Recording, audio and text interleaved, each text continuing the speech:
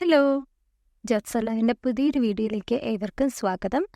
നമ്മൾ ഇന്ന് വന്നിരിക്കുന്നത് നമ്മുടെ മുസ്ലിം എഡ്യൂക്കേഷണൽ സൊസൈറ്റി, അതായത് MES കോർപ്പറേറ്റ് മാനേജ്മെൻറ്റിൻ്റെ കീഴിൽ കാലിക്കറ്റ് യൂണിവേഴ്സിറ്റിയിൽ MG യൂണിവേഴ്സിറ്റിയിൽ അഫിലിയേറ്റ് ചെയ്തിട്ടുള്ള കോളേജിലേക്ക് നോൺ ടീച്ചിങ് സ്റ്റാഫ്സിനെ വിളിക്കുന്നുണ്ട്. അതിൻ്റെ ആപ്ലിക്കേഷൻ ഡീറ്റെയിൽസ് ഒക്കെ ആയിട്ടാണ് വന്നിരിക്കുന്നത്. ഇപ്പോൾ വിളിക്കുന്ന പോസ്റ്റ് എന്ന് പറയുന്നത് ക്ലർക്കാണ് ഫസ്റ്റ് പോസ്റ്റ്. അതിൽ കാലിക്കറ്റ് യൂണിവേഴ്സിറ്റിയിൽ 25 വേക്കൻസിയും MG യൂണിവേഴ്സിറ്റിയിൽ 4 വേക്കൻസി ആയിട്ട് ടോട്ടൽ 29 വേക്കൻസീസ് ഉണ്ട്. Second post LD computer assistant ആണ്. അതിന് 4 വേക്കൻസിയാണ് കാലിക്കറ്റിൽ, 2 വേക്കൻസി MG യൂണിവേഴ്സിറ്റിയിലും, അങ്ങനെ ടോട്ടൽ 6 വേക്കൻസീസ് ഉണ്ട്. തേർഡ് പോസ്റ്റ് എന്ന് പറയുന്നത് UGC ലൈബ്രറിയൻ ആണ്. അതിന് കാലിക്കറ്റിൽ 2 വേക്കൻസിയും MGയുടെ വേക്കൻസീസ് ഇല്ല. അങ്ങനെ ടോട്ടൽ 2 വേക്കൻസീസ് ആണുള്ളത്. അടുത്ത മെക്കാനിക്കിന് കാലിക്കറ്റ് യൂണിവേഴ്സിറ്റിയിൽ 2 വേക്കൻസി. അത് കഴിഞ്ഞിട്ട് LD സ്റ്റോർകീപ്പർ, അതും കാലിക്കറ്റ് യൂണിവേഴ്സിറ്റിയിൽ 3 വേക്കൻസീസ്. പിന്നെ ഹെർബാറിയം കീപ്പർ, അതിനൊരു വേക്കൻസി കാലിക്കറ്റിൽ. പിന്നെ ഗാർഡനർ, അതിനും ഒരു വേക്കൻസിയാണ് കാലിക്കറ്റിൽ. അടുത്ത പോസ്റ്റ് എന്ന് പറയുന്നത് ഓഫീസ് അറ്റൻഡൻ്റ് ആണ്. 19 വേക്കൻസിയാണ് കാലിക്കറ്റിലുള്ളത്. MGയിൽ 6 വേക്കൻസിയും, അങ്ങനെ ടോട്ടൽ 25 വേക്കൻസീസ് ആണ് ഉള്ളത്.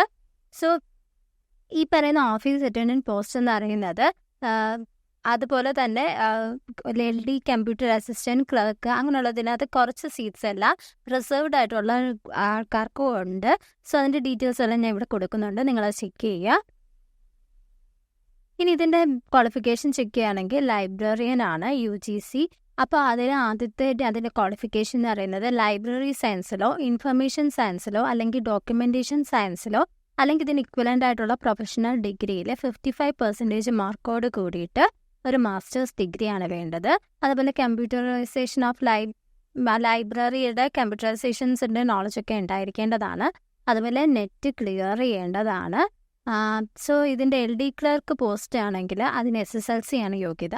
LD സ്റ്റോർകീപ്പർ ആണെങ്കിലും SSLC ആണ്. അടുത്ത കമ്പ്യൂട്ടർ അസിസ്റ്റൻറ്റിന് SSLCയും അതുപോലെ ടൈപ്പ് റൈറ്റിങ്ങും, അതിൽ ഹയറും ലോവറും വേണം മലയാളത്തിൽ. പിന്നെ കമ്പ്യൂട്ടർ വേർഡ് പ്രോസസ്സിങ്ങും ആവശ്യമാണ്. അടുത്ത മെക്കാനിക് പോസ്റ്റ് ആണെങ്കിൽ 8th പാസ്സാണ്. അതിൻ്റെ കൂടെ ITA അല്ലെങ്കിൽ മെക്കാനിക്കലിലോ ഇലക്ട്രോണിക്സിലോ ഡിപ്ലോമയാണ്. അടുത്ത പോസ്റ്റ് എന്ന് പറയുന്നത് ഹെർബാറിയം കീപ്പറാണ്. അതിന് SSLC ആണ്. ബോട്ടണി ലബോറട്ടറിയിൽ എക്സ്പീരിയൻസ് ആവശ്യമാണ്. അതിൻ്റെ അടുത്ത പോസ്റ്റ് ഗാർഡനർ, അതിന് 7th പോസ്റ്റാണ്. അതിൻ്റെ കൂടെ എക്സ്പീരിയൻസും വേണം. അടുത്ത പോസ്റ്റ് എന്ന് പറയുന്നത് ഓഫീസ് അറ്റൻഡൻ്റ് ആണ്. അതിന് 7th പാസ്സാണ് വേണ്ടത്. നിങ്ങൾ PWD കാൻഡിഡേറ്റ്സ് ആണെങ്കിൽ അതിൻ്റെ ഡിസബിലിറ്റി സർട്ടിഫിക്കറ്റ് നിങ്ങൾ പ്രൊഡ്യൂസ് ചെയ്യേണ്ടി വരും. ഈ പറയുന്ന ആപ്ലിക്കേഷൻ ഫോമും ഡീറ്റെയിൽസും എല്ലാം www.meskerala.com എന്നുള്ള വെബ്സൈറ്റിൽ നിന്ന് ഡൗൺലോഡ് ചെയ്യാം.